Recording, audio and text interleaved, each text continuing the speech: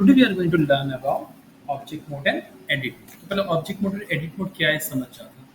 तो generally क्या हो रहा है यहाँ पर when you are seeing this object right now, this object is in the object mode. So here you are going to select everything as a whole object, and whatever you are going to do the changes, it is going to affect the whole thing over here. Getting the point? Now on the top, on the left hand side where my cursor is right now, you can change the mode to different modes while you're using. So currently I'm focusing on edit mode, so I'll go to edit mode. Now over here, when you come to into the edit mode, now you'll be able to see this thing, which is vertex, edge, and face. Over here you get the property, or you get the property of changing the vertex, face, and edges as well. Fine. So if right now, if you see this blue color indicates that vertex is selected. If I click on this, that means the edge has been selected. Similarly, if I click on this, my face has been selected. So if I want to do any changes, just for example, I want to do the changes on this particular vertex, I'm going to select that particular vertex. For selecting the vertex, I need to be in a vertex mode. And if I want to move this, so I'm going to press G, I can move it accordingly. Similarly, if I want to do some changes to the edge, I can select the edge and select any particular edge, and I can just grab and move accordingly the way I need. Fine. Similarly, if I want to do some changes to the face, I can select the face, press G, you can move it, you can rotate it accordingly. Got it? So what is happening over here in the edit mode, you are getting the more ability to do the changes on the vertex, edge, and face. But while you are in object mode, whatever changes you are doing, it is happening to the whole object. If I want to move, I'm moving the whole object. If I'm rotating the whole object. Similarly, while scaling, I'm scaling the whole object. I hope you understand the difference between the object mode and edit mode. And when you go in edit mode, there are a lot of other tool as well which come into action. Okay, so there are a lot of modification tool over here. I hope you understood these two concept, object mode and edit mode.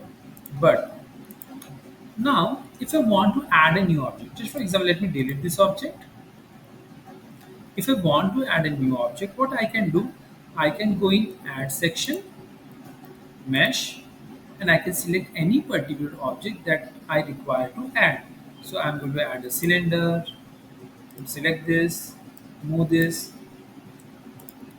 add a cube, select and move,